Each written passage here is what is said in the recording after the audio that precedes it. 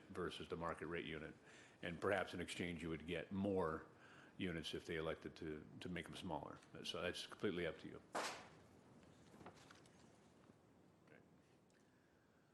And then finally, on the IZO, one of the question that we would have would be the phase-in option. And that's simply put, when would you want this to take effect? Would you want it to take effect for projects, or would you want to exempt products that have already received their discretionary entitlements, or simply applied for discretionary entitlements?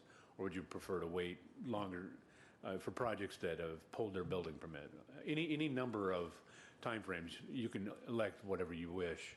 And exempt any project that hasn't gotten to that point, or projects that have gotten beyond that point. And then the big question is the in lieu fee. And I'm going to have to defer to my report for that. So we have Kaiser Marston and Associates here. We have two folks here. Kathy Head is the one that did the inclusionary zoning. She could talk to you in more detail about how she determined the financially feasible and the legally defensible limits to an in lieu fee. But every IZO, if you are going to adopt one, has to provide this in lieu fee option to developers. And what that simply means is, rather than require the developer to provide 15% of the units or whatever percentage you choose, they have an option of paying an in lieu fee, which is typically based on per square foot. So let me get to my report.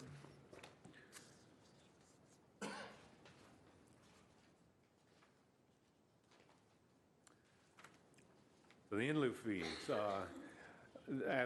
Kaiser Marston analysis, and again, they're here if you wish to talk to or have them kind of describe to you in length how they came up with the numbers. But they determined a legally defensible fee of $42.20 per square foot, and an economically feasible fee of $26.30 for residential ownership projects. And those can they explain the methodology as to how they came up with these numbers? I know it's per foot, but what else? You know, Kathy would be more than happy, I'm sure.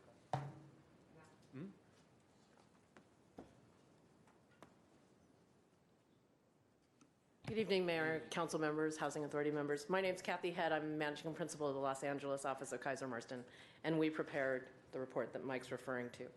So just on the issue of the in lieu fee for the inclusionary, we calculated it two different ways. So the first way that we calculated it was on a land cost reduction analysis methodology. And that was the same way we actually also calculated what percentage of inclusionary could be supported on an economically viable level.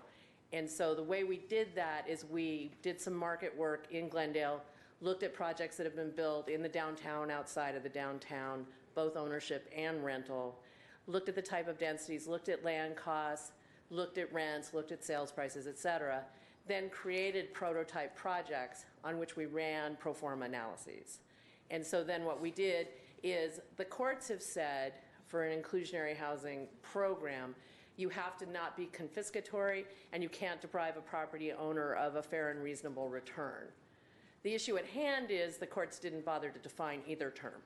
So, and in fact, they changed it over time. It used to be economically beneficial use of the land.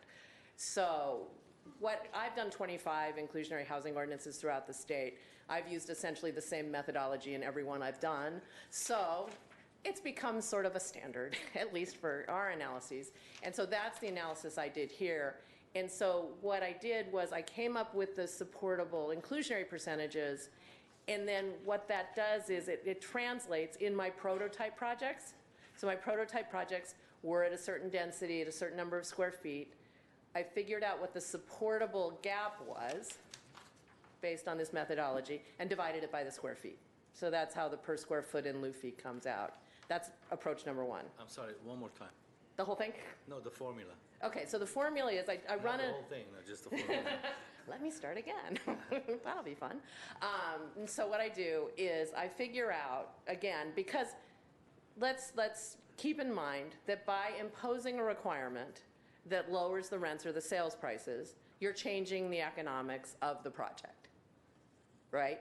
And so what you want to make sure you're doing is not making it confiscatory or depriving the property owner of a fair and reasonable return.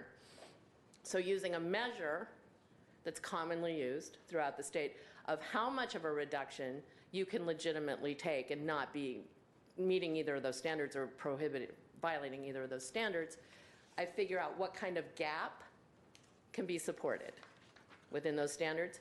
So then I take that amount of gap divided by the square feet in the projects that I was analyzing and divide it, and that's the in lieu fee per square foot. Excuse me, ma'am. Mr. Chair? So if there is apartment unit Yes, and the owner will provide affordable, yes. so does that mean, okay, if the rent would be for an apartment $1,000, since they are paying 500, that in lieu fee is that 500 that we have to convert to money? Well, it becomes the 500, essentially 500 times 12, because it's $500 a month, and then it's capitalized to determine what it is, because it's every year. Right. And then that number divided by the square feet in the unit. So when they pay in lieu fee, it doesn't mean the price of that unit they are returning to us. That's correct. That's correct. So that's why it becomes very small money. Well, I mean, the situation, the thing that, and this is a common $42. question. This is a common question. And the common question is, even an affordable unit generates income, right? Right. And so it's not that you need to pay the whole cost of building the unit to get an affordable unit, whether it's on-site in an inclusionary project or off-site done by another developer, because that income will support some debt. And so it's that difference between the debt and equity supported by that unit and the cost of that unit. That's the legitimate gap. And then that translates to the maximum fee. But that makes it such that for the property owner, it's better if he pays the money and get rid of this affordable units. And well, here's the situation on in lieu fees. That's an excellent point. On in lieu fees, you don't have to allow the in lieu fee by right. It doesn't have to be something that every developer has the option to do at their own discretion. You can establish criteria, you as the council, when a developer can pay the in lieu fee and when they can't pay the in lieu fee. So some cities I work in, for example, Pasadena allows the in lieu fee to be paid by right. Other cities that I work in only allow the in lieu fee to be paid if council approves it.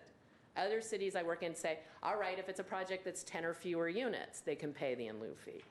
So there's a whole array of ways you can establish when an in lieu fee can be paid. So you wrote here on page, I don't know, page 8, I guess page 8, bottom of page 8, it says maximum legally defensible amount for the in lieu fee is $55 per square foot for rental limit, Right.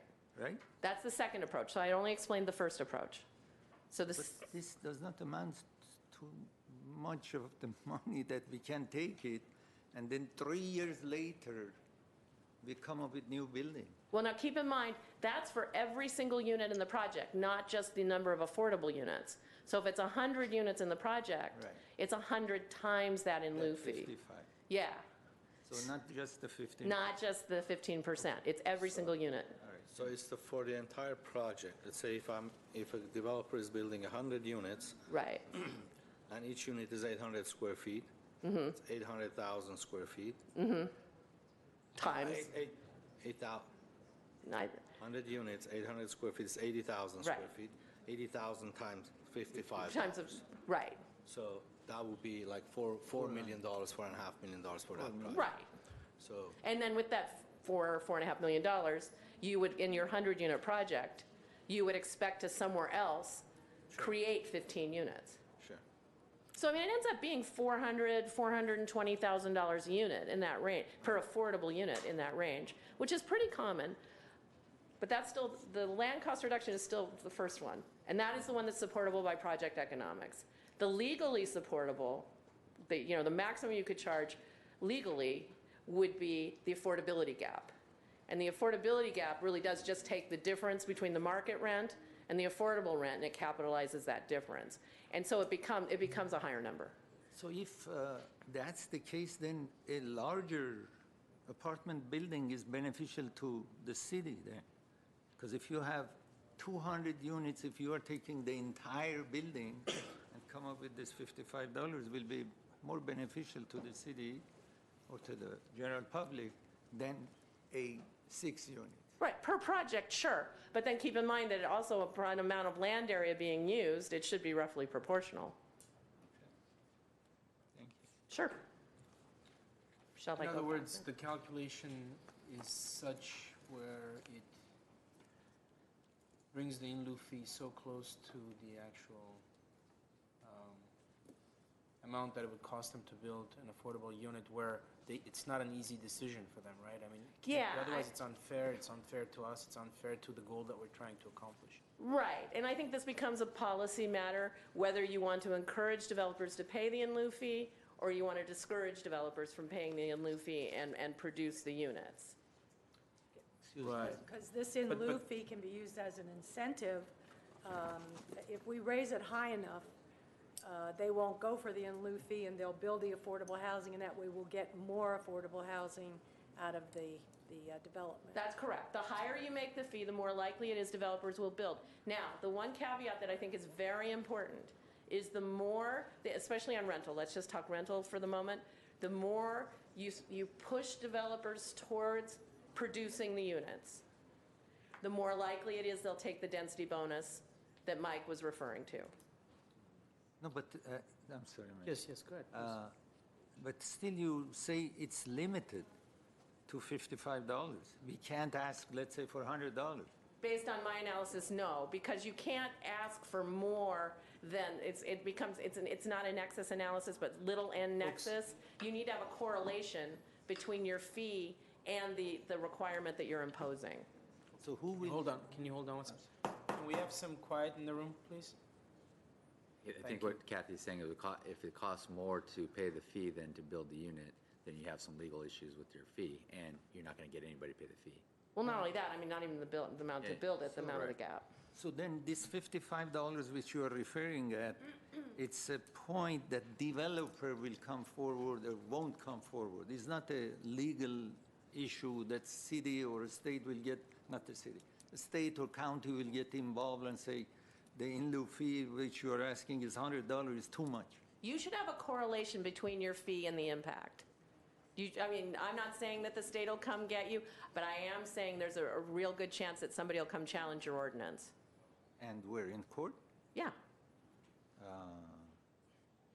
In 'Cause if you're ordinance, charging a what fee it that has been exceeds- written that its limits are, let's say, this city. Both the state constitution, the federal constitution, we can't charge fees in excess of an impact or an impact of a project. And so if you have a fee that exceeds, now in lieu might be a little bit different because again, it's in lieu of the actual requirement to provide on-site affordable housing, which the courts have held that we legally can do. But if you have a fee that has no correlation whatsoever to the impact or to a particular project, then you are opening yourself up to legal challenge. Well, and not only that, I mean, I would go back to my point that you don't have to allow an in lieu fee to be paid by right. So you, as a city council, can decide when an in lieu fee can be paid. So if you don't want somebody to pay an in lieu fee, you can say this type of project cannot pay an in lieu fee. Mr. Najarian? But we're told here that an IZO must provide an option to pay an in lieu fee. Right, there has to be an option available, but it's at your discretion whether you approve it or not. So it has to be in the policy that you will consider an in lieu fee. But for example, I'll use San Jose as an example. San Jose has had an inclusionary ordinance since the 1970s. When it was in their redevelopment project areas at first, now it's citywide. And they had a fee that was on the books, but you had to ask the council for it. Every project I ever worked on, the council said no. I mean, I'm not suggesting that's a good idea. And I would only add that if you have a policy with discretion, that you'd have to have some Yes. standards in there because you wouldn't want a challenge of somebody with two identical projects, one gets approved, one doesn't, then you Right. open yourself up to legal challenge. But I guess if you say no all the time, then it's probably less of a likelihood, but. Well, no, in San Jose, and San Jose's a very old ordinance. And so, I mean, this has been an evolving situation in inclusionary. In San Jose, it was actually written at the city council's discretion. I'm not suggesting that. I'm suggesting that you, especially on rental, because of AB 1505, the recently passed legislation, I feel very strongly that you don't want the state coming and knocking on your door and telling you you did it wrong.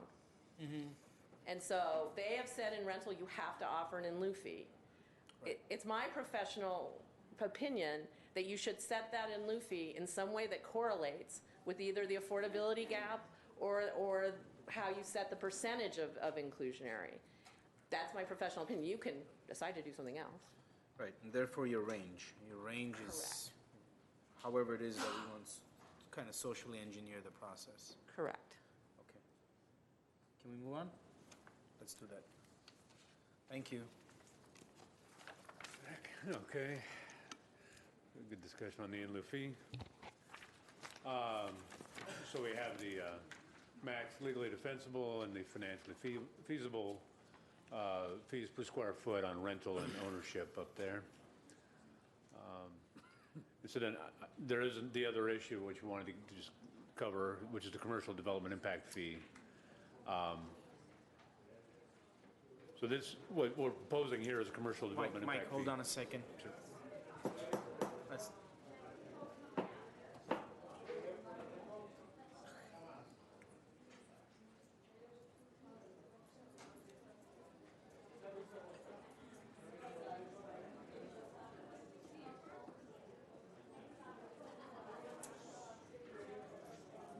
Patience, everyone.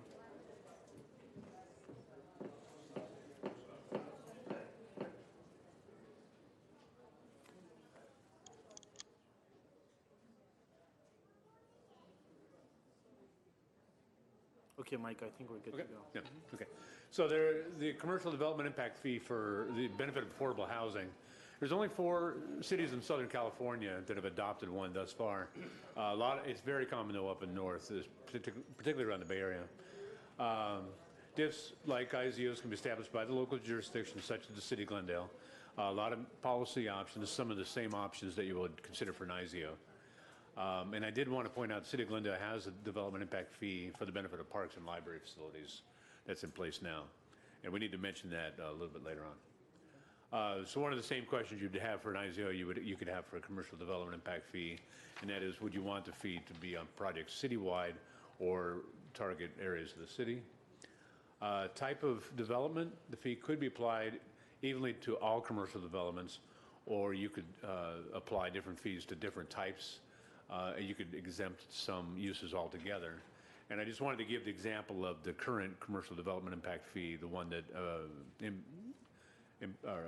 is for the park and library fee, which is we have now, and that exempts hotel and auto dealerships. And then it has a different rate for office and retail.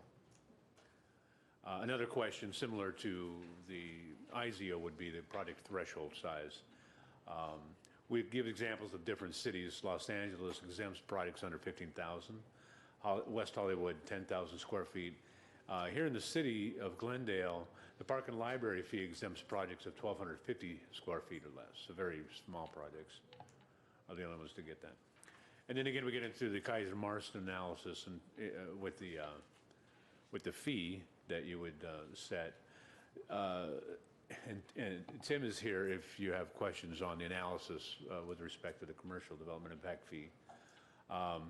You can see the legal limits are sky high, as high as $379 a square foot, even $131 a square foot on a hotel use is an incredibly high commercial development impact fee. Neither KMA nor staff would ever suggest you adopt a fee that high. I'm fairly confident, as you probably are too, that would end commercial development in Glendale. But also KMA has determined an economically feasible fee limit falls within a range of $5 to $15 a square foot. Wait. So the defensible fee is that high, but the economically feasible fee is that low? Right. Meaning, if you adopt something over $15 a square foot, you're probably don't have an not going to incentive get to commercial build. development. Okay. But Tim would really have to get into Can you how explain that? I mean, the discrepancy is Yeah. so wide. it surprised everyone that saw it. Okay, let's hear it. Good evening, Mayor, council members. Tim Bretz. I'm a manager in the evening. Los Angeles office of Kaiser Marston. So the legally supportable nexus fee is based on a nexus methodology that translates the number of jobs per commercial use into a need for affordable housing. And so what this does is it says, based on employment density, so the average number of employees per commercial use, coupling that with occupation wage and industry data, we're able to estimate the number of sort of extremely low, very low, and low income workers per commercial use. And then coupling that with the affordability gap, we're able to take those estimates and come up with the maximum supportable, legally defensible fee. It's crazy high. No one's recommending that you set that, but that's sort of how the nexus methodology for commercial developments is set up. And then the economically feasible fee is based on running pro formas of prototypical projects. So we've been working with staff, reviewing projects that have improved, projects that are under construction, and then running prototype pro formas to see how much of a fee those projects could actually support economically. Okay. Thank you. And then I just wanted to give you what we charge here in Glendale for the park and library fee. Again, auto dealerships and hotels are exempt from the fee. Office is set at $7.92 a square foot. General commercial is $6.50 a square foot, and then industrial is lower at $3.24. How do we come up with those? Did we have Kaiser Marston or someone else do a feasibility study? KMA did not work on that, and I don't know if we have anybody. Oh, we have the parks director right here. He may be able to answer. Mayor Sinania, members of the council, I believe it was Wildan that worked Wildan? on. Yeah. Okay. They don't do That was work for back us in, anymore, do they? I It was believe that was back, it was a predecessor to Wildan, the Muni Financial. Muni Financial, I'm sorry, Yeah. yes. That was back in 2007, 2008. Okay, thank you. Excuse me. The reason the industrial is lower because they are larger properties and the offices are smaller? Why it's office 792 and industrial 324? So you said this is from It's from just the based on past. what the You don't know analysis the determined would be the appropriate impact for I parks think use. because the industrial Yeah, lots you know, are- generally speaking, commercial, you have more office workers and whatnot, and having that impact versus industrial. And these fees, I can't speak to the background, but these fees may not be the maximum that could have been charged. So you could have a lower fee on one because you want to incentivize development of that particular type. I did want to bring up one more point before we get into some of the policy on each of those, and that is, if you do adopt an inclusionary zoning ordinance requiring all residential units or all residential projects of 5, 10, 20 units plus, it will have an effect on the parks and library fee. And the reason that is because any project, any residential project that come in now, if it only provides 5% affordable, it's given a 25% reduction on the park and library fee.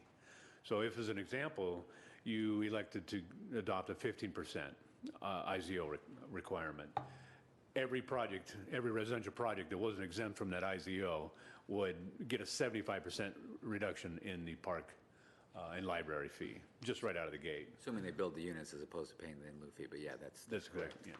So an easy fix to that would be to raise the limits for the exemption on the park and library fee. You have a question, Mr. Ford? yeah, and just, I was just going to provide the background from that. When we adopted the Parks Impact Fee in 2007, we did not, you know, SB 18 was not being as aggressively utilized as it today, and nor did we have an citywide inclusionary housing ordinance.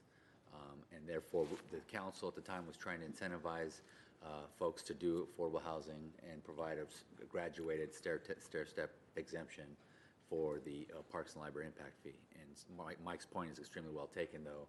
The circumstances have certainly changed. Not only is SB 1818 being utilized much more frequently, but if you indeed adopted a requirement that builders build a certain percentage of affordable housing, you will need to take a look at this, or you will significantly impact the amount of revenues that we receive for the Parks and Library fee. So this is our current ordinance? Correct. Okay, this is what I have a huge problem with. Because most of the developments were done in downtown area, and if you use a downtown specific, if you build a development in downtown specific plan, which is already upzoned tremendously, then there were incentives that were given to you to increase the number of units and the density. Then you can use SB 1818 on top of that and increase it by another 35%. And then you get a reduction in parks fees by 25% if you only provide 5% of the units. 5% of the affordable units. And that 5% is not for the entire project. It's for basically, if you add, I'm just making a 100 units example because it's easy to calculate. If you use SB 1818, you can build up to 135 units, and 4 or 5, maybe 8 of these, 10 of these units are affordable, but you're getting a reduction of 25% or 50% for the entire project for Again, all the number of units? These exemptions apply to all the units. So if it's 5%, 10%, and again, at the time we did it, it was as an incentive for affordable housing, probably not as utilized much, but that's why it's here before you, council, because we do recognize that it needs changing if you're going to go down this road. I These think numbers should change. My colleague doesn't have a problem with Right. the existence of it. I think he thinks those thresholds are too low. Is that correct? The 5% is too low, the 10 is too low. I mean, the depending on what it is that they incentives get in return. The incentives that's given is really high because you build 35 more units and you only allocate 10 or 12 units as an affordable housing, but you get an incentive or reduction of 25% on the entire project, all 135 units. That just squeezes that parks fees tremendously. And so you're double dipping and triple dipping in a way. And this, And they use some of the parks fees in North Glendale, far north. that's another Jerry Springer show. So, but okay, so these numbers are part of this ordinance that we can work on, or how does? We're, council staff seeking your direction on that, yes, to make that part of the Okay. approval tonight. And I have to credit Mark Berry for bringing this issue up to me. I wasn't aware of that at the beginning of the writing of this report. So just talk quickly on next steps. If you provide staff with specific enough direction, we will then prepare and submit draft legislation, which would then have to go to the Planning Commission for review and recommendation, and then ultimately come to you as an ordinance, not once but twice. But that's dependent, again, if we have specific enough direction from council. We can also analyze and return with a staff report and information line if that's what you choose to do. And I just want to summarize, under the IZO, the request of council direction is the questions of applying an IZO to ownership projects, rental projects, to both rental landowner, to apply a citywide IZO or target specific areas of the city. I'll remind you again that there is one in effect in San Fernando Road.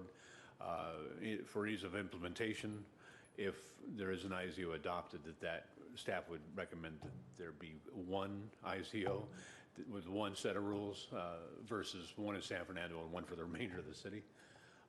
We'd want a decision from you on the threshold size. How big a project would you accept before you would give it or not give it an exemption? The percentage to be affordable, whether it's 15% or 14% or 10 or whatever percentage you choose. And if that same percentage applies to renter or ownership, or if you would prefer a different percentage for the two different types. Affordability level, again, renter typically targets low income with an option to go for a very low income for a lower income. For ownership, you really don't want to go below probably moderate income, which is about 120% AMI. You could go higher. I do have numbers for those coming up. We're asking for the duration of affordability. Again, it's 45 years for renter, 55 years. 55 years for renter, 45 years for owners is standard, and that's just based on old redevelopment law. You could adopt any duration you wish, and of course that duration could be the same for renter as well as owner. Design standards.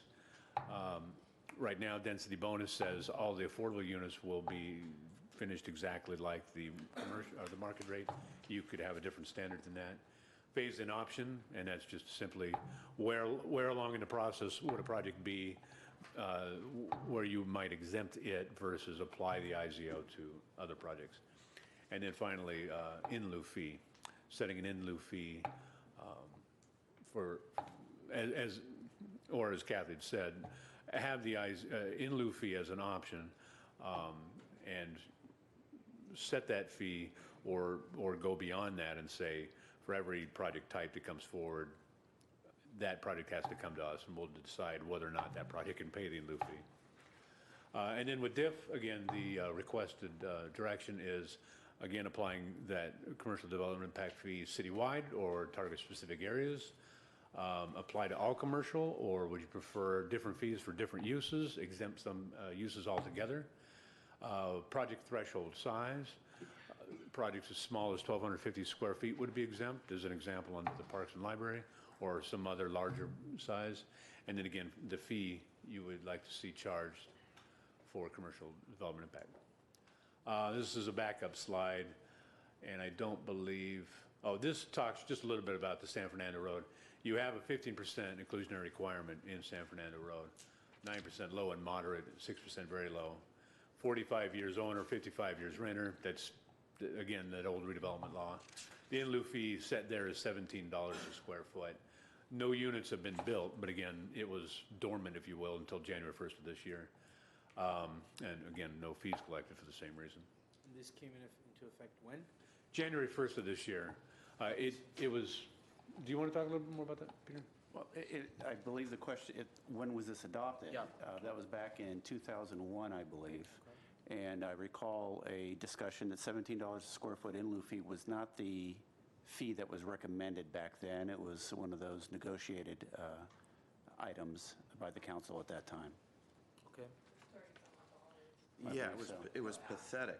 It was pathetic back then. I don't know what council was thinking. I was there during those days, and $17 a square foot, please, you can't build anything with that, and they were just paying it and getting out of creating the inclusionary housing left and right. And it was not too long after adoption of that inclusionary ordinance for San Fernando did the legal challenges then come up, and the whole item was put on hold. Those numbers were never updated over time. If an in lieu fee were to be updated or adopted by the city council, that number, much like the park fee, would have to be studied on a regular basis and justified moving forward, so we don't have a stagnant number and always have the ability to adjust. But it's because of those legal challenges that I say it laid dormant, meaning we did not implement that in San Fernando Road until January 1st of this year with a change in the law. And then my other backup slide. Hold on. Oh, I apologize. If you want to go ahead and finish. Oh, okay, sure. My other backup slide was to show you the range for a two-person household, if that question arose. For very low income, that's up to 50% AMI. The limit is almost 39,000. The bottom being 21,650. The question that you had asked Mayor Sinanian was, what would 150% AMI? What would that look like? And for a two-person household, it's actually $70,000. Now, I have to caution you, though, HCD does not publish, most of these numbers come from HCD. HCD does not publish 100% AMI, and they calculate things a little bit differently, so the numbers might be a little bit different than what you were looking at.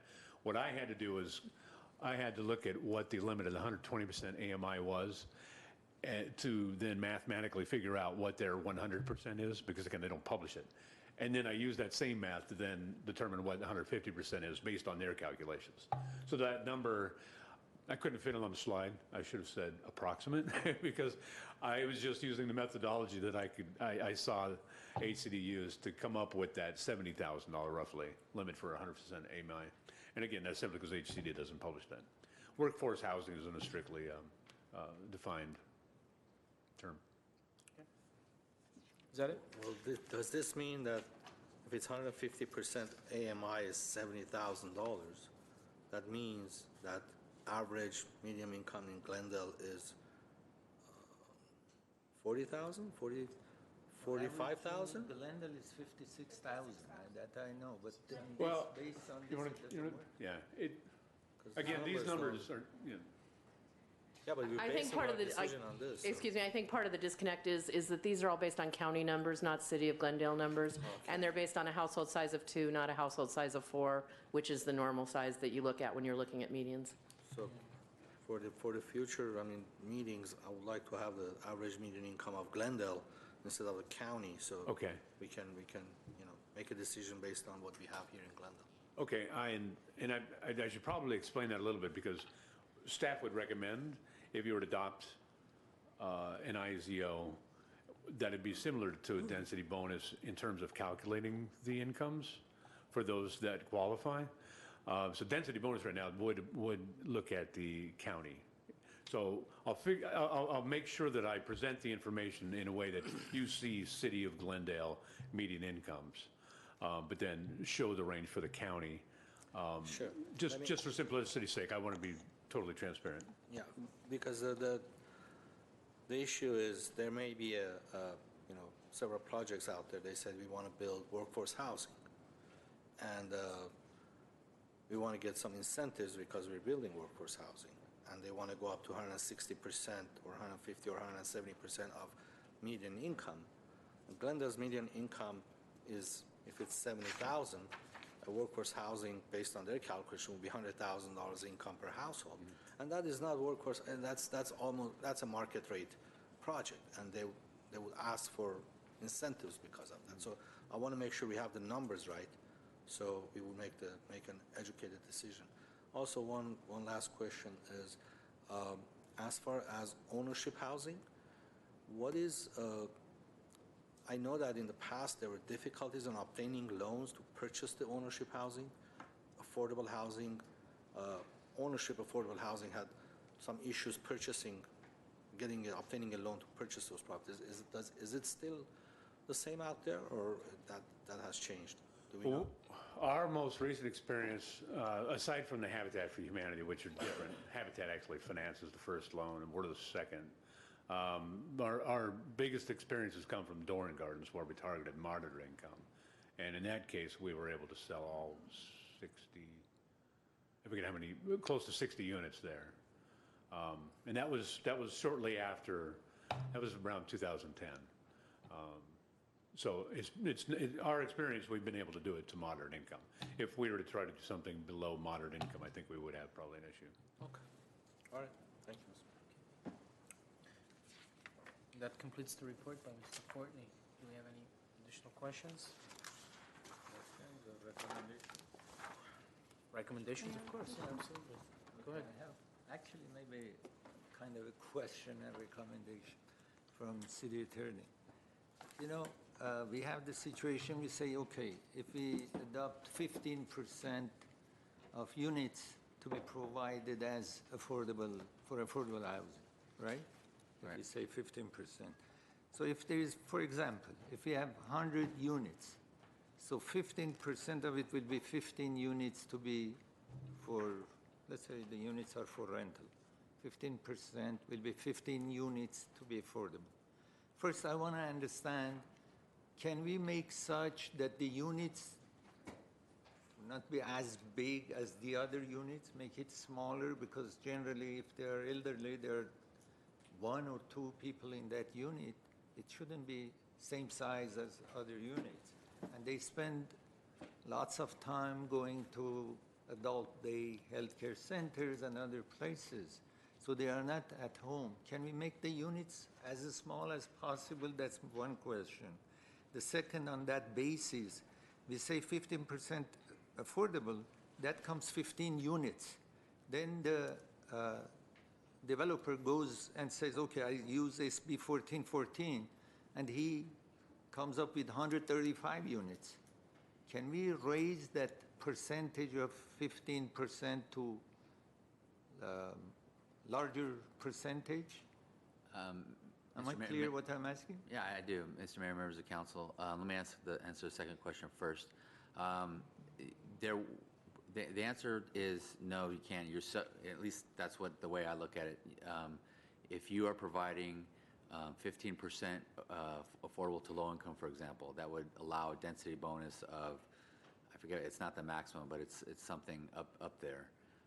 And if they qualify for that density bonus, they're entitled to have it. There were 2 schools of thought on that. One, which we used to hold a long time, was if I as the city are making you build 15% of the units at affordable, then you're not, and what the density bonus statute says, if you seek and agree to construct a certain percentage, and for the longest time, the argument of the cities were, no, you're not agreeing to that, I'm making you do that. But unfortunately, the Court of Appeals held otherwise and said, if I require you to build 15% or whatever percentage, and that number throws you into the density bonus, then an applicant is entitled to take advantage of that density bonus. So we can't adjust what is the minimum required to obtain a density bonus. Does that So I make sense? can't say if you stick with 100 units, 15%. If you go and use SB 1414, I can't say 20% should be affordable? No, you can set the inclusionary threshold differently. What I'm saying is you can't change what the density bonus law allows for obtaining the density bonus and the incentives or concessions. But we could require something more than 15%, as long as if we're going above 15%, we have to be meeting our RENA numbers for above moderate, which we do. We have to be submitting our annual general plan monitoring report to HCD, which we do. But short of that, if you're doing 15%, for example, in most circumstances, that may trigger a density bonus requirement. Mike, do you mind if I just jump in for a second? Not gonna contradict you. Okay. Wouldn't be It's the first time, really Kathy. important, because I'm not sure that was clear, sorry, No. is if you set 20%, you gotta set it for all of them. You can't say if you take density bonus, it's 20%. Right. You say, okay, we're doing 20% across the board, whether you take density bonus or not, and it's only on the base zoning units. So in that case, if you're in your 100-unit project, it'd be 20, right? And then they take the density bonus, they can build in that story, 135 units, of which 20 are affordable, if you use 20% as your measure. I think that's really important. 15% would be lower. It'd be, I forget what the... Well, so the situation, okay, so now we're getting into the weeds. What will happen, almost universally, is a developer will come in and build 11% very low income and fill the rest of the requirement with low. Because they'll do 11% very low income to get the 35% density bonus. Because the way the math works, it's just better for them. And so, believe me, I've done a million density bonuses. They almost, like I'd say 9 out of 10, 99 out of 100 do 11% very low income. So we can fashion the ordinance in such a way where we stop them from gaming the system like that, right? Or Yeah, I mean, I don't know if you've been following what's going on in Pasadena at all. Pasadena downtown, they've have a lot of density bonus applications and an inclusionary ordinance, and there's increasing frustration in the city because, exactly as Mike said, what happens is to fulfill the inclusionary ordinance, they've triggered the ability to get density bonus, and so they get density bonus for not doing anything more than doing the inclusionary requirement. A little bit deeper affordability, but the same number of units. This is why I always say this when I'm talking about inclusionary. If you do inclusionary, expect density bonus. Just go into it clear-headed, unless you set the in-lieu fee really low. And if you set the in-lieu fee really low, then people will pay the fee.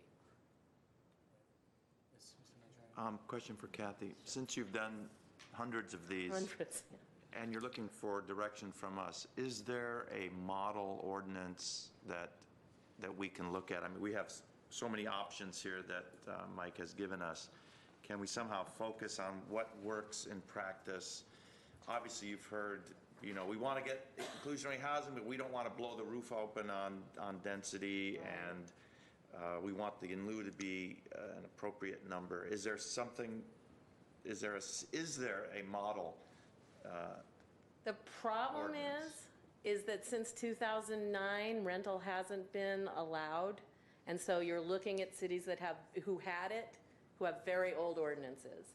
So right now, we're working in Burbank, we're working in Long Beach, and we're working here in 2 of the 3 cities updating inclusionary ordinances, and then Long Beach doing a new one. I think in the next year, you're gonna see a lot of rental ordinances, but right now, there really aren't any that I can think of out there, new ones. There are existing ones. Ownership, on the other hand, has always been available. It kind of got slowed down until the San Jose case. But so there's a lot of ownership ordinances. And when you're looking at doing ownership, because I know we've focused on rental, there's a lot of things to think about, whether when a moderate income owner goes to sell their unit, do they have to sell it again at affordable price, or can they sell it at market price and then give you an equity share? Density bonus allows the equity share. A lot of ownership inclusionary don't allow an equity share and require it to continue to resell at affordable. Others that I've worked on allow equity share. This has changed with the market. So for example, and that goes back to your question, your question about financing, is like when we hit 2007, 2008, affordable price and market price were about the same. So it's really hard to sell inclusionary units with any restrictions because it was hard to sell units generally. And so in that case, we did an inclusionary ordinance in Claremont that we then rewrote after the recession. So the original Claremont ordinance said you had to resell to affordable over and over again. But because the prices got so close, we changed it to an equity share. Or the third option for ownership, and I think it's one to think very seriously about, from my opinion, is to really encourage the in lieu fee to be paid for ownership units and then to use those for rental projects. And this is, again, just an opinion, and it's obviously a policy decision, is because then when you have a rental project, you have a single owner, you have a single manager, they take care of the whole building, people move out, people move in, they continue to be the affordable households. When you sell affordable units, then you have a series of individual owners with no centralized management. So you have different calibers of owners, different calibers of management, et cetera. And when people go to sell, you have to have been very sure when you sell those units originally that, I suggest sledgehammers have been used to say, when you sell, you have to sell affordable. When you sell, you have to sell affordable. This means that you can't just write it in the documents. It has to be there and clear that when you sell, it's affordable. So. And guarantee when you do that, you'll still get some. And you'll still get some, and they'll be here. And they'll be here, and there will be words like, this is America. Why can't I make money? Mr. Alajani? I just want to be clear on this. Okay, let's say we have 100 units, 15% affordable. And that 15% affordable, I don't want to make the same size as the others. You can do that. Can we make 22 No. a smaller one? Well, I said no too fast. Okay, so what West Hollywood did is West Hollywood established their requirement, again, it's an old program, was 20% affordable. But what they said is you could do either 20% of the units or 20% of the square feet of the project. So you could have, so they were trying to encourage small units in a community where large units were the norm. And so at first when they did, because they started doing it in 2007, and the property owners were like, no, I still want to build big units, and they didn't make use of it. But more and more lately, that's been used. So you can establish a parameter like that if you give a choice. So let's say we have 10,000 square feet. Yeah. 15% is 1,500, Yes. right? Yes. But I don't want to make them, I want to make them each one 600 square feet. I don't want to make them like the other units. Right. So what will happen? Can I do that? You can't say you have to do it. But you can allow it. But you can allow it. It's allowed? Yeah. We can make that an option. Oh. So instead of 15 units, it will be 22 units, but smaller one. Well, I think as Kathy said, it's either a certain percentage of square footage or a certain percentage of the units. At their choice. At their choice.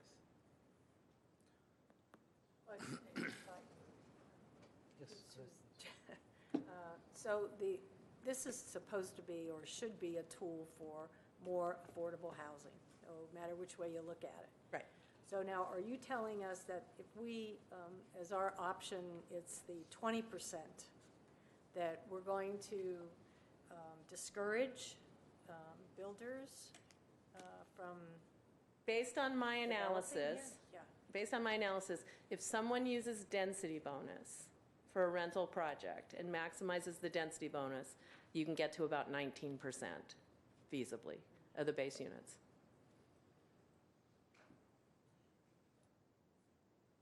I do want to caution, though, even though you've met your RENA requirements and even though you turn in your annual housing Don't wanna element be there. report, you still could have, and no matter what, you can always have a challenge. Not saying you can't always have a challenge. But AB 1505 established that 15% and 80% of AMI as sort of an encouraged percentage. I think if you go higher, you got to be really sure that you feel that it's financially feasible. And the SB 1818 works the same way for rental as well as the ownership? It works the same for very low and low income, and then on SB 1818 or Government Code 65915, because they keep amending it, is that you can do moderate for ownership, you can't do moderate for rental. So if you do moderate for ownership, the number of units go down, but you cannot do 35%. You can get to 35%, but off the top of my head, I think 45% of the units have to be affordable to get to the 35% density 45%. bonus. 45% has to be moderate. To get to a Price. 35% density bonus. So what happens, and again, if you want to use a Pasadena example, what developers are doing is they're coming in and they're proposing, they started by proposing very low income ownership as part of their condo projects, because then they only need to do 11% to get 35%, and then agreeing, and then so we did a bunch of analyses on those, and what you're basically asking then is for a bunch of people who can't afford to live in these condos, ultimately, because the HOA dues are high and you know, the cost of living in them is very high. And so over time, there was sort of this negotiation with the development community, and now what folks are doing is they're doing very low income rental in ownership projects, and that's how they're maximizing the So density they can bonus do on that. condos. You can do it. And that's what staff's recommending, aren't you? In the report, in your staff report, you recommended that we target very low and low income in rental projects and moderate income households for ownership projects. So you're recommending that. The staff report, I think, failed to mention something that Kathy did recommend on too, is that is to encourage paying the in-lieu fee on an ownership project. Say again? On an ownership project, encouraging that in-lieu fee be paid. Oh, in the fee. But a point Kathy made, I think the staff report was set. Just an option. Okay. Thank you. I have a question. Yes, Ms. Parazian. So, what do you mean by neighborhoods of opportunity? I apologize, I can't hear. Neighborhoods of opportunity. Neighborhoods of opportunity? Neighborhoods of opportunity? Opportunity, yeah. What's the question? It's in the report on page 2.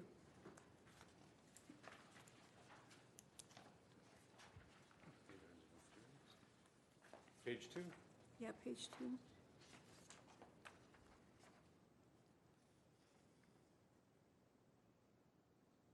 Oh, it's under number 1. Yeah, number 1. Second paragraph. What do you mean by that? You sure? Additional local, I think that's just a reference to the fact that if the market rate developer is in a particular neighborhood and is proposing these market rate projects with inclusionary zoning, there's an ability to have affordable housing in this neighborhood opportunity moment. It's just incorporating affordable housing throughout the area. Okay, okay. Yeah, I got it. I apologize, Steve, for that.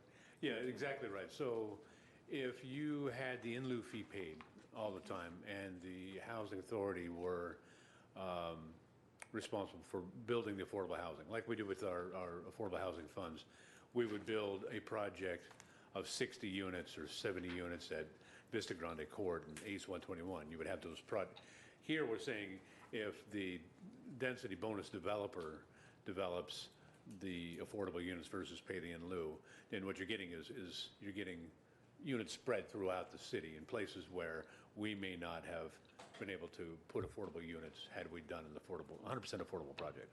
That's what we were saying. Another question for Kathy.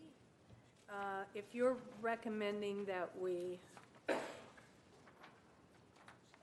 try to encourage in-lieu fees for ownership, are you also recommending, or would you recommend that we go with the lower Yes. recommended, what is it, let's see, it's residential 2630, maximum feasible? That sounds right.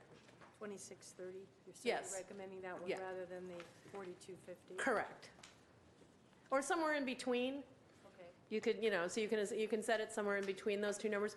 I find that developers like certainty, and so the fact that if they can pay a fee that they deem to be within the range of appropriate, they'll pay it because then they get the upside on all their units. And developers tend to be an optimistic bunch, so they like to get that. Again, the caveat would be if they feel like they could use the density bonus, it would, they weigh, am I better off doing the density bonus or paying the fee? Because you can't do both. Okay, thank you. So it seems like there are no more questions. Mr. Fortney, are you done? Are you finished? Okay. So I guess we have some fundamental questions we need to answer first. Do we want this? Do we want this for rental? Do we want this for rental and ownership? Do we want this only for ownership? Do we want it for commercial? I think maybe we commercial kind of came out of nowhere. We already have one in San Fernando, apparently hasn't worked. How about we concentrate on ownership and rental and figure out, do we want to move forward with this and whether we want to do it for both or one or the other? Okay. I'm open to any And just suggestions. for clarity, the San Fernando piece was an ownership and rental inclusionary requirement just in the San Fernando project. The commercial is a different concept. Okay. So commercial is a it's different an concept. impact You're fee. right. It's a development impact fee separate from the inclusionary requirement. Got it. Okay. I have some comments, and I will hear go for my colleagues and see what. This is just direction, right, tonight. It's recommendations and directions, and we're going to basically reach out to the stakeholders in the community, like Glendale Association of Realtors, because I got a few calls, and they were asking why isn't it that we haven't reached out to them yet, and I explained to them that this is the first meeting, and then from here on it's going to take a little while, so we're going to reach out to them and get their input as well.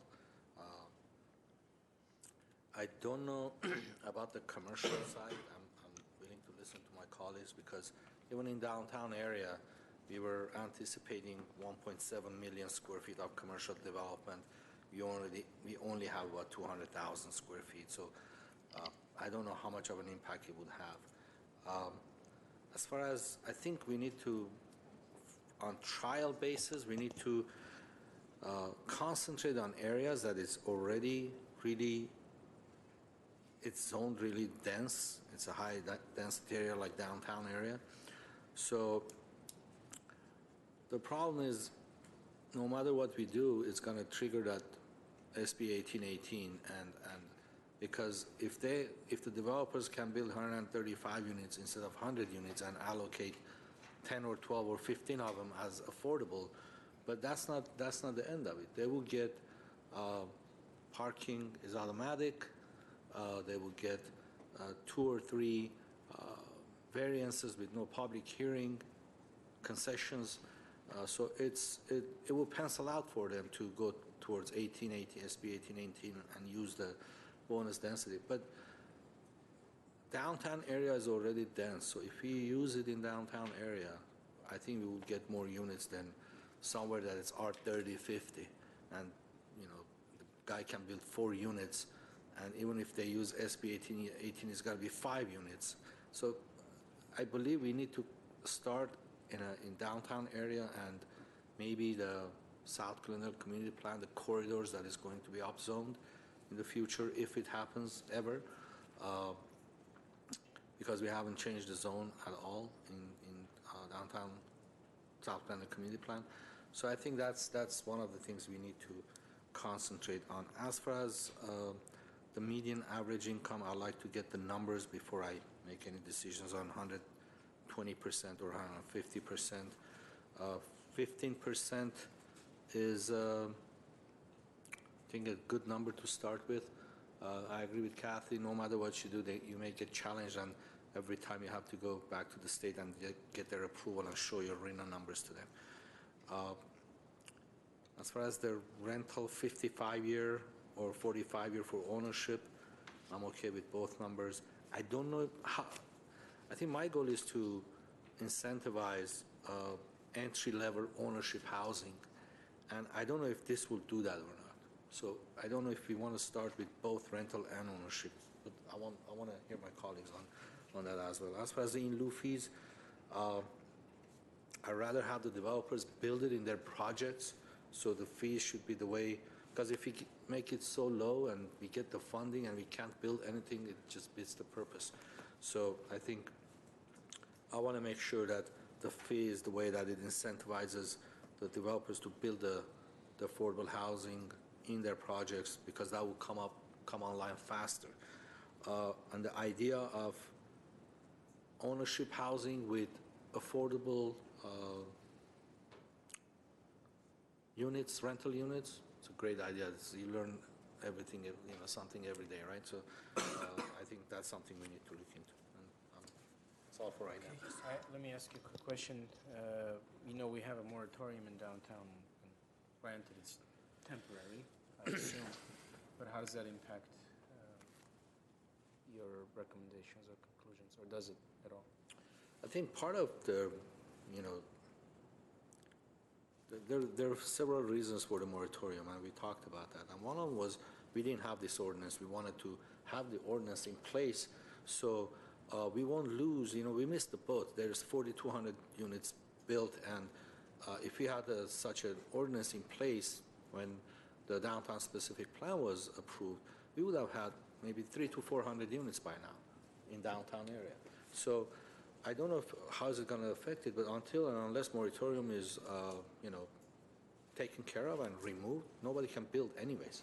So I think in downtown area, because it is already a dense area, highest zoning that we have, I think we can start there, and areas that is going to be transitional housing and everything, not transitional housing, TOD areas, that it was in transportation, that it was in downtown specific plan or South community plan, South community plan. I think those areas are the ones that you need to start with. Otherwise, if you want to put it in an area that the smaller lots, 6, 7, 8, 10,000 square feet, they can build 3, 4, 5 units or 6 units. I don't think this ordinance is going to work. You just put a lot more burden on local, small, I don't even want to say developers, property owners that they've been holding their properties for many years to build 6 units or 8 units. Now it's down zone to 5 units. Now you put this on top of that. It's going to discourage them. One last thing that I want to say before we move on, the incentives that if they build 10% or 5%, they provide 5% affordable housing, and they get that reduction in parks fees, I think we have to take that out completely, because on top of that, they use downtown specific plan incentives, and on top of that, they use SB 1818 incentives. And yet we gave them more reductions in fees in parks and library fees. So Can we have someone confirm that indeed, because Councilmember Garpetian had made this point earlier on, that one of the issues he has with the development, or the way that development took place in downtown, was the multiple use of multiple incentives. And I think at the time he was reassured that there are no multiple incentives, but it sounds like there may be different types of incentives. But there is a cumulative effect of developers getting too much and us not getting enough. So is that the case? He just sort of listed them one by one. Sure, I think generally speaking, for example, in the DSP, you're not allowed to use one of the incentives along with the SB 1818 incentive. We made that change a couple years ago. I do know that, but however, if you do an SB 1818 project, you may be entitled to the Parks and Recreation incentive. I don't have the specific on which projects took advantage, but So you get the SB that 1818, then you get that balance between the cut in the parks fee and the additional units that you can build? correct. Wow. And again, at the time that, this was adopted, these exemptions were adopted, density bonus was not being taken advantage of. It was not being used frequently. It wasn't until more recent amendments where it just became more and more palatable to developers to use it that started. But I don't know, we could probably get the numbers on who has built a density bonus private project and also been able to utilize the exemption for parks fee. up to mid-2015, there were projects that use all the incentives, but nevertheless, those projects are done. So I want to make sure that from here on, if they're providing 5%, they won't get 25% reduction on parks fees on 130 units. So If I can ask you, can you enumerate those items that you wanted feedback from your colleagues? Can you read those back? There's a couple. So you want to hear from your colleagues? if you want to concentrate on high-density areas first, 15%, and also the AMI, I don't think 160% is the right number for us, because that would push everything to market rate. The rental contract to be 55 years, like we have it already in our books. Right. And no pipeline projects. If they come to the city and say, we want to start a project, they can't be excluded, or if they brought some plans or they're in talks with the city, if they don't have their permits in their hand, I think we talked about that item before as well. And So if they don't have permits, you want them to be subject to the new of ordinance? course, of course. Excuse me, Mayor.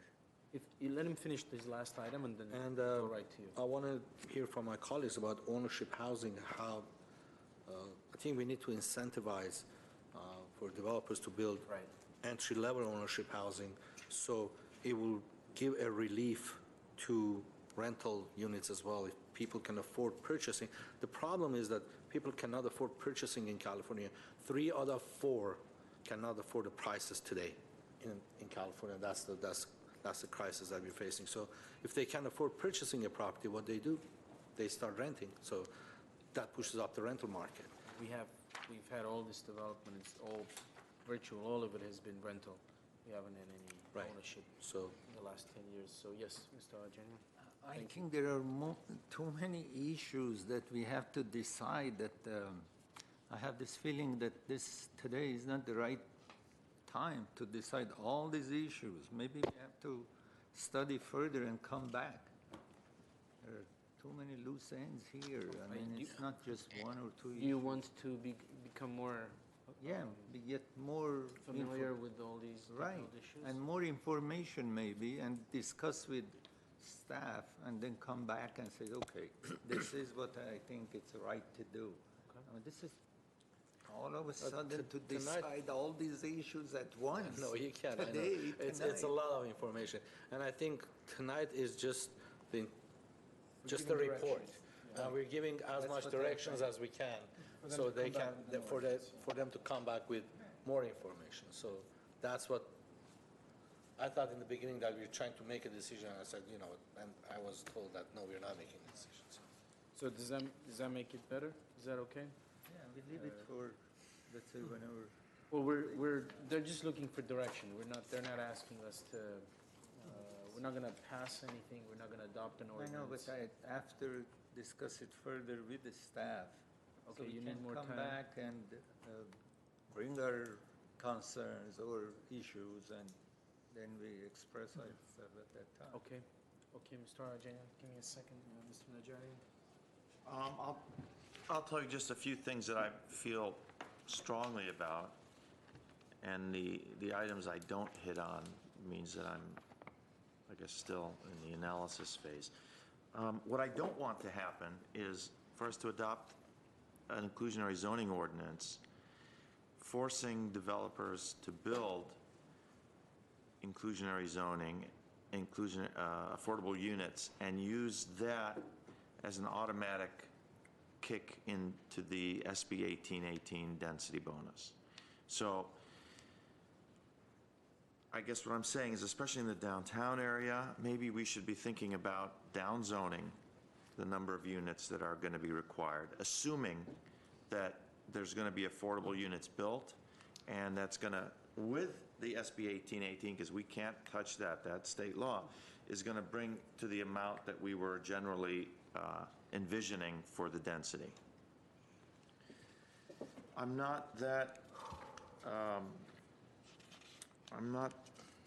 thrilled about the ownership. I'd like to see a focus on rental for the IZO. The affordability level, I'm going to leave that sort of open. So, Mr. Najarian, you don't want IZO to apply to ownership units? I prefer that we focus on the rental. I think we do have a problem, like was mentioned, I forget Kathy or Peter, I mean Kathy or Mike, is that you start getting folks in these units. Typically, they're going to be condos. There's going to be full freight condo association fees, and they're going to get into something where they're not comfortable with. And when they try to sell it, they're going to say, hey, you know, look at this great increase in equity. I want mine. And we're going to say, no, no, no. You know, remember, we told you that it has to be an affordable sale. So I think that's, you know, the goal in this is to provide affordable housing for our residents, not necessarily give them a vested fee simple in a condominium project. But are the two mutually exclusive? In the sense that including ownership, you know, having an ordinance that applies to ownership units won't prevent rental units. Within the, you're talking about within a ownership project, have rental units within? Oh, no. I mean, I'm saying if we have zoning ordinance applied to both rental units and ownership units, that's not somehow going to impact the market for development of rental units? Or are you suggesting that? I'm thinking, so. Well, I haven't gotten that deep into that, but I think that the arguments for only rental apply. We just don't see that many ownership units being built anyway. It seems to be that the business model throughout, not just the city, but throughout the region is rental only. I want the in lieu fee to be really at that sweet spot where my preference would be that it be at a level where the units are included, affordable units are included in the project, but not too high that it's challenged for being excessive. I would like to change the ordinance where the existing development impact fees are exempted and discounted based on the number of affordable units that are built. You know, the affordability level, I'm okay. I mean, for further discussion on that. The duration of affordability, I'll stick to the renting, I think is 55 years, I think is what has worked. Design standards, I don't have a strong opinion on. I'd like to not have any pipeline projects. You either have a permit in hand or you're subject to the IZO. So that, I mean, that's what I've sort of formulated at this point. I'm open to further discussion. Reserve the right to change my mind with debate, because that's what we do up here. We talk and we discuss items. So I'm going to leave that open to change my mind if necessary.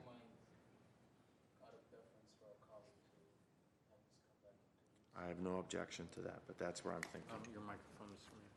So all I said was that you don't mind out of deference to our colleague for this to come back in 2 weeks.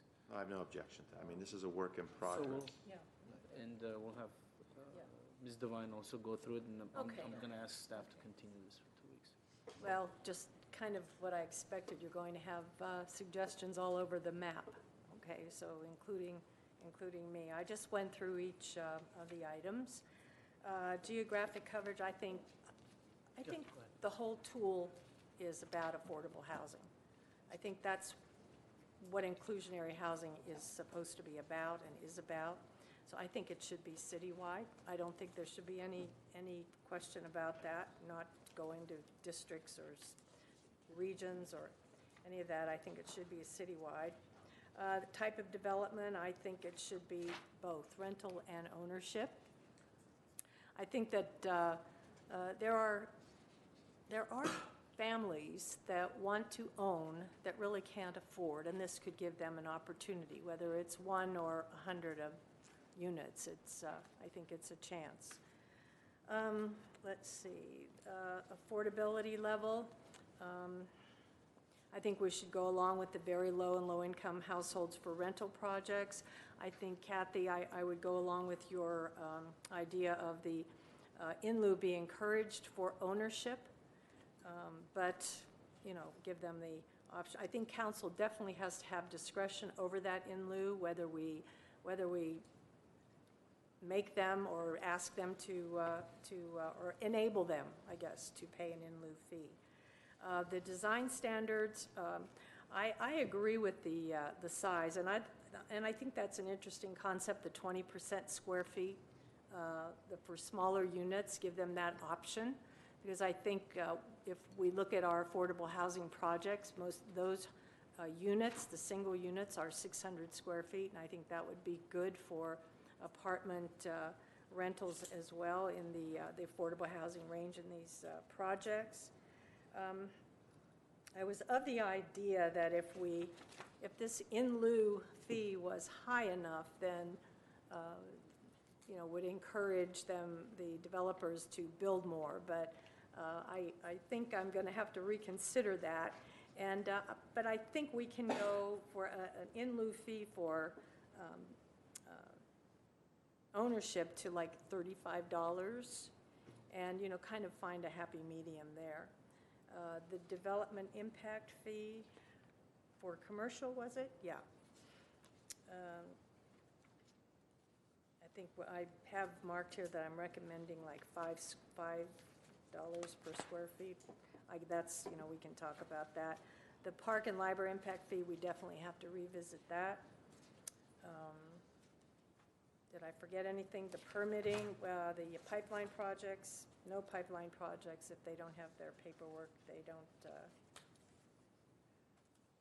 have to go along with the inclusionary. And that's about all of my comments, I think. I just would like to see us have an ordinance like this where it does encourage and afford more affordable housing to our city, to our residents. That's what we Thank you, need. Mr. Devine. Mr. Agajanian? I just raised my concerns a little bit earlier. There's one item on page 7. It says the city council could elect a different standard for the lower income units, such as a smaller size, less expensive finishes, etc. I like that, if we can work on that. And I would like to see everybody to own his own or her own house. But to help one person to be a landlord or owner of his own house, with the same money, probably we can help like 10 or more others to have affordable housing, I mean, as a rental unit they can have. So that's why this, we have to do some calculation to see how many people we can help to own their own condos or units. So that's very important. I like them to see they're owner of their condos and apartments, but it's very hard. Like what they are doing is we have 6 units for 6 homeowner where we could have, or the company or the nonprofit organization President Jimmy Carter is involved with, they could make more rental units for the residents of Glendale or wherever they're doing those improvements or construction they are doing. So if we can to study that if we make one person owner of his own house or condos, how many people we can help to have affordable rental unit, if there is such a calculation. And as I said before, I would like to study more and to discuss with experts, which we have in the city, and then I will make more recommendations. Okay, sir. And I want to thank everyone for their recommendations and their observations. I want to thank staff for this pretty sophisticated report. And Kaiser Marston, Kathy, thank you for, and you, I'm sorry, sir, I don't remember your name, but thank you for your input and your analysis. It is a very important issue for us. It is quite complicated. I understand the need for anyone to consider this more, and therefore I'm going to ask for this to be brought back in 2 weeks, which is our next meeting, our regular meeting. And, you know, I'm kind of surprised that for something as important as inclusionary zoning and the impact that it may have on the housing in Glendale, that there's no public speaking cards. It's kind of baffling, to be honest. But with that in mind, bring it back in the afternoon session. That way we don't have a heavy evening session, because, you know, we have it in the evening, no one wants to speak on it. So let's do it in the afternoon. And that's that for this item. Now we're gonna go back to our regular calendar. We do need motion. Do we need a motion? You need to A adjourn motion this to meeting. continue? Unless you're continuing, I don't know if you We can are continue. continuing. Mr. City Attorney, they need to adjourn, correct? I apologize. Oh, wait, Yes. we do need to Yeah, adjourn. adjourn. Okay, can we have a motion Special to meeting. adjourn? So moved. Second. Quiet in the room, please. And for Housing Authority? So moved. Motion. Motion to Second. Thank you. Thank you, so we're adjourned. And we're back to our regular session of the August 14th City Council meeting. And we're going to pick up right where we left off, which is item 5, City Council staff comments, and we'll start with Councilmember Carpetian. Thank you, Mr. Mayor. This afternoon, I